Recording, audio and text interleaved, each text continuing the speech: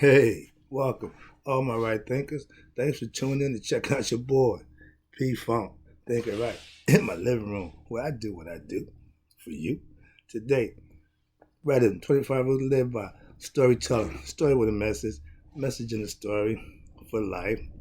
Again, life lessons. You tuning in, I'm going to keep giving to you. Let's go. Right thinking mission is to enlighten, inspire, educate, and motivate you, the individual, to a higher spiritual level of enlightenment, knowing yourself spiritually. How about that? Right thinking way of life through mental and spiritual discipline daily will help and guide you to attain your goal of spiritual enlightenment, aka knowing ourselves, living right. I do. There's the question, age old question. We need to get familiar with it because everybody should have the right answer. If not, let me put it to you. Knowing thyself. The question is, know thyself. One of these represents you. It's up to you to know the difference.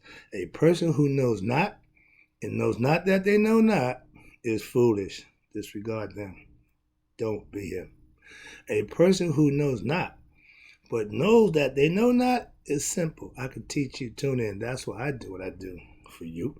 A person who knows not and believe that they know, foolish, dangerous. That's even better. Leave them alone. Avoid them. I do. A person who knows but knows not that they know is asleep. I'm a spiritual alarm clock. I can wake you up with knowledge. Let's go spiritually. A person who knows and knows that they know is wise. Follow them. All these persons, they reside in you. Right thinkers, know thyself. And to Maya, be true. That's the sign of balance. When I put up the sign of Maya, that's what she represents. And let's go on with the lesson. And I'm about to go off before I get started. All right, right thinkers. Let's talk about right thinking is symbolic teachings. The hieroglyphics is writings, but it's in picture form. But pretty much everything we learn symbolically, I keep saying, you got an exoteric message on the outside, what you see. Then you have an esoteric message that really hitting in the message that you're giving. That's what I tell you. I give you a story with a message. I put a message in the story. This lesson is no different. I'm going to let you know it's all symbolic based. I'm trying to break some of them down for you. Hope you get understanding. All right, let's go. Yes, I understand the use of symbolisms. That's right thinking philosophy, pretty much, because that's what I learned. If you saw the winged disc, ancient times, that was the sign of God, the Neteru, okay? The Nebringer, the all-encompassing.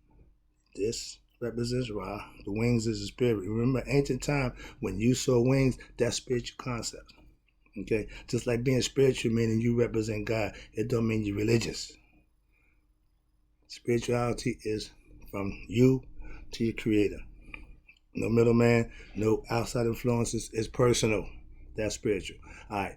When you saw the falcon, which represented Haru, the man with the falcon head, the son of God, aka that's Asar's son. Asar being the first spirit in man, God, man, his offspring, which is resurrected to represent him and to conquer what killed him, metaphorically, conceptually.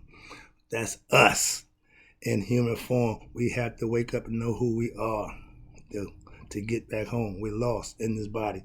That's the concept of gaining knowledge of self. That's what frees you. Get back over it. When you saw the man with the scarab head, okay, that represents Capri. He represents the morning sunrise. Why? Because metaphorically, it acts like the sun just came out of nowhere. If you ever saw beetles or scarabs, when they born, they just scatter. They come out full grown, ready to go. Okay, that's the concept. Again, of the scarab head beetle. All these are signs. I hear people saying, "Man, they had guys with," but that's because ignorance. I'll let that stay there. That just means they didn't know no better. I'm just trying to clarify that concept without getting all in depth about this, that, and other. But it was all metaphorically and symbolically put to you as education, and understanding. When you saw Mayat, the lady represents the scale. She also represents the pedestal. Okay? She also represents, you see lady with the wings spread out? Yeah, that's Mayat. Justice. And you see me doing this, that represents the scales. Balance.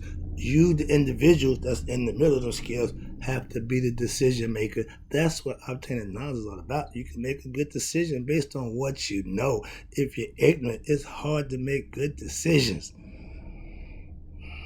That's why having knowledge of God, knowing God for yourself, takes away the mystery and the superstition. Ooh. Okay. Next level. Pictures. Ancient times, pictures, like they say now, worth 1,000 words. When I see an image, it says a whole different meaning than I hear words. We get used to hearing words. You got to put them together, understand them. English language is the hardest one to decipher, but it's all based on description. We use words to describe. You see a picture, it's right there. It says it all. Reading was not the original way to teach or learn. It was literate. Hence, pictures. I'm seeing us go back. We use words to define the pictures we see now. Again, you got to use 1,000 words to describe the one picture. That's the concept. You can't trust just anyone to teach you symbolic thoughts and ideas and concepts. Signs and symbols are the original communication method that man used. Even the caveman, the stickman, they knew their picture tells you who that was. It ain't got to be all that what we do now. Everything is high tech, everything is virtual reality, everything is superimposed on you. Sorry. Get a little excited. Alright, here you go. Pictures are symbols also. We made it so you can take a picture and sleep. Yeah, you gotta calm down. The pictures are symbols to teach you the meaning of something that they try to get across. The man with the scarab. Here is a picture of the scarab's form. They call it anthropomorphism. That's when you're teaching the gifts from the animal, give it to man, and he uses it for that purpose. Words can define the picture, but the picture says a lot more than the words. I look at the new stuff now, the cash register, it's all emojis and pictures. Imagine that. They gave you hieroglyphics, picture form, whatever you want to call it. But yeah, we're getting away from words. You're giving signs. Okay, the signs. We read words. No, because we are literate at this point. Ancients wasn't literate.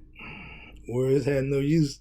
Right now, they didn't even use the vowels. Right now, we use vowels. You can make a word. I love to use the word HTP. That means Hotep one way and Ptah the other. But you got to put the vowels in.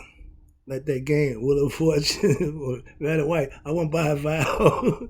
But no, they didn't use the vowel. Okay, that's another communication form. All right, here. We're going back to pictures, a.k.a. emojis and avatars on Facebook. Come on now.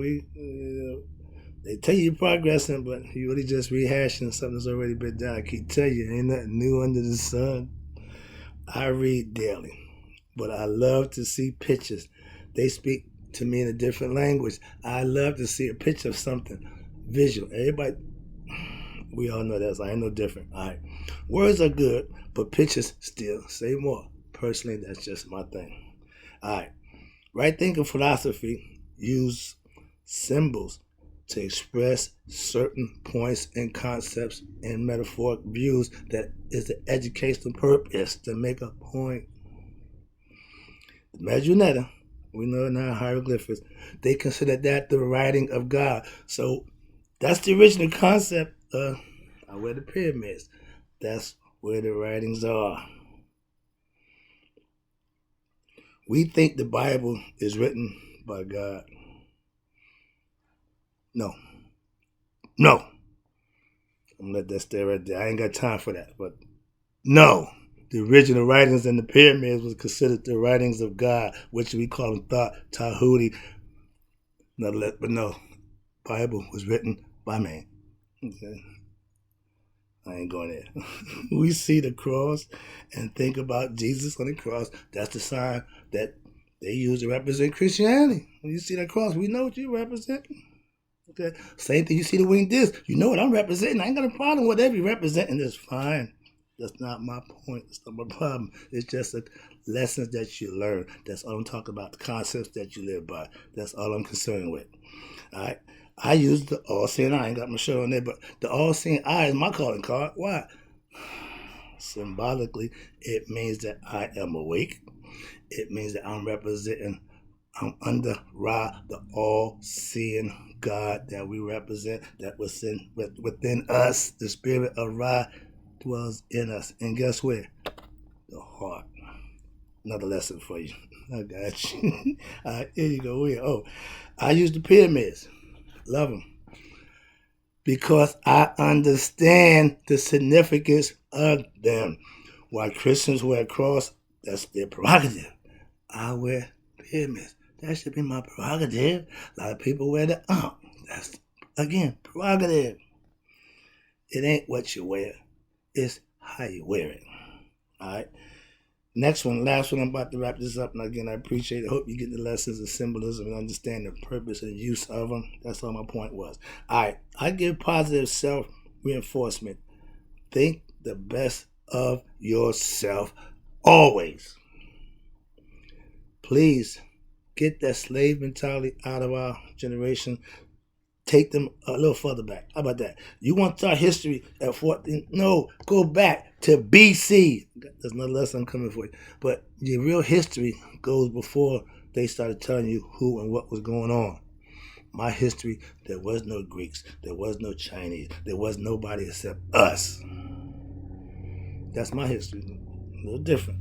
When you see yourself as God, the Neteru, your self-esteem will always be up here.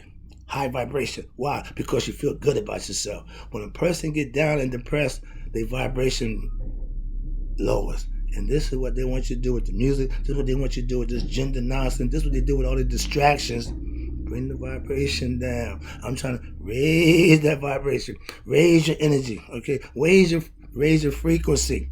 That's feeling good about yourself, staying positive and believing in who you believe in. That should never bring you down. What and how you think of yourself is very important. A lot of people take it for granted. You don't need to go to a psychiatrist to know that if you think negative thoughts, if you're thinking bad thoughts, that's not good. Need somebody to tell you that for real? Right thinking philosophy teaches you that you and God, your Neteru, are one. Remember, I do it. Everything's on the one. Why? That's God. If you ain't on the one, I don't know where you at, but I'm with God. Who you rolling with? Take your pick. That other guy, number two. Number one, number two. The choice is yours. That's why it's always there. You just have to be smart to make the right one for yourself. If not, if you don't do number one, you're going to step in number two. I'm about done. I appreciate you.